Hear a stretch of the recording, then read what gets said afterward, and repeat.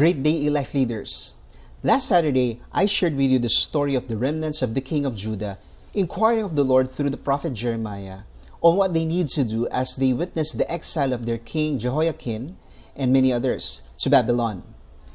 The Lord told them to stay in Judah and He will build and plant them there. They didn't listen to Him. They went to Egypt and sought refuge there. Today, let us look at Jeremiah chapter 24 to see how the Lord considers those two groups of people. Let us read.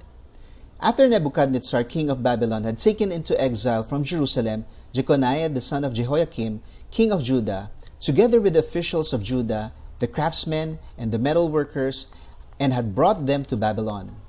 So let us imagine the situation. This was the worst thing they have ever experienced throughout the history. The nation has experienced the worst attack of any foreign power. They have never experienced or seen anything like that before. They were depressed, fearful, and deeply concerned about their future. Let's continue. The Lord showed me this vision. Behold, 2 baskets of figs placed before the temple of the Lord. One basket had very good figs, like first-ripe figs, but the other basket had very bad figs, so bad that they could not be eaten. Now, one would wonder, what does that mean? The prophet Jeremiah was not surprised because he had been telling the people of their destruction, which was coming. The people would not believe him until the prophecy was fulfilled right before their eyes.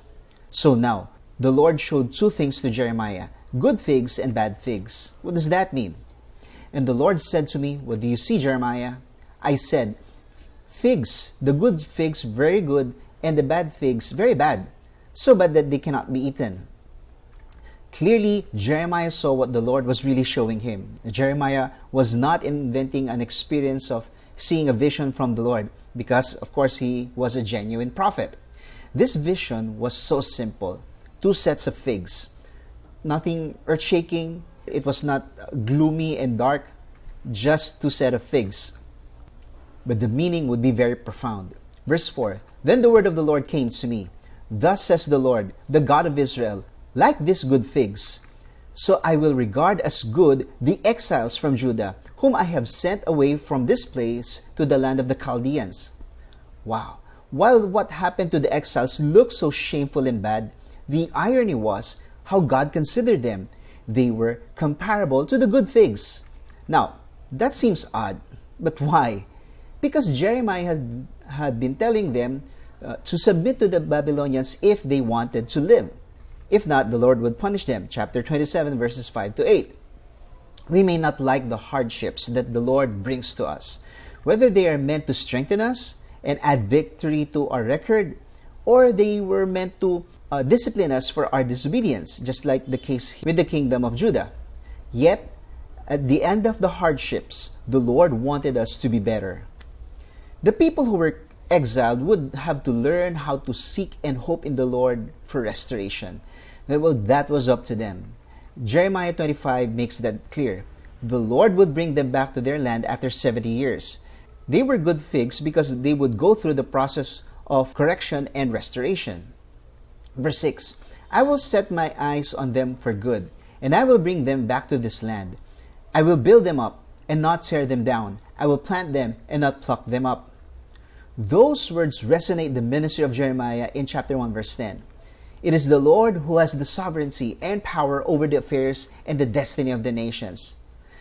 This word is good news. As for us, we can be considered good figs if we submit our lives and faith to the Lord. Let Him bring us back to Himself, establish us firm in Him, and grow in grace in Him. As for the future of the exiles was secured in the Lord, let us also entrust our future to the Lord. Verse 7, I will give them a heart to know that I am the Lord, and they shall be my people, and I will be their God, for they shall return to me with their whole heart. Now this is really the bottom line. To know the Lord. The people should have been doing this. However, their hearts turned to evil. Now the Lord was re-educating them. Look at this. He appeals to their hearts, to our hearts. It is easy for the mind to comprehend that Yahweh is the Lord. Yet the heart tends to move away from the Lord and be self-centered. The Lord was excited for their relationship to be restored. They would be His people again and He would be their God. He would be waiting for them to turn their hearts to Him. How is your heart? Have you realized who the Lord really is? Is He the Lord of your heart? Is your heart oriented toward Him? Verse 8, "But thus says the Lord, like the bad figs that are so bad that they cannot be eaten, so I will treat Zedekiah the king of Judah, his officials, the remnant of Jerusalem, who remain in this land, and those who dwell in the land of Egypt." Again, there's irony here. The remnant of the land was probably so relieved that they survived the attack of the Babylonians and avoid being brought to Babylon. Who would want to go there? But God wanted them to go there. As we learned last Saturday, some of them sought refuge in Egypt. As it turns out, the Lord considered them as bad figs. They thought they had finally escaped the Babylonians. Eventually, their fate would be worse than those exiled in Babylon. Verse 9, "I will make them a horror to all the kingdoms of the earth, to be a reproach, a byword, a taunt, and a curse in all the places where I shall drive them." This is the same thing we read last Saturday from chapter 42, verse 18. How horrible it would be for them. We learned that the Babylonians would be able to catch them up in Egypt, and Egypt will be shamed along with Cush. Verse 10, "Then I will send sword, famine, and pestilence upon them, until they shall be utterly destroyed from the land that I gave to them and their fathers." This also parallels chapter 42, verses 16 and 17, which we have studied last Saturday.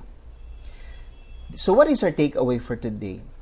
If we submit to the Lord, even if we are being severely disciplined for our disobedience and rebellion, we would become good figs when we turn back our hearts to Him. If we keep disobeying Him, then the Lord would consider us bad figs. So let us keep coming closer to the Lord. Let Him correct us. Let Him restore us and build us.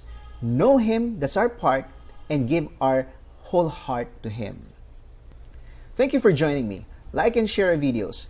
Like our Facebook page, eLife Leadership Forum Incorporated. Subscribe to our YouTube channel. I'll see you on Saturday.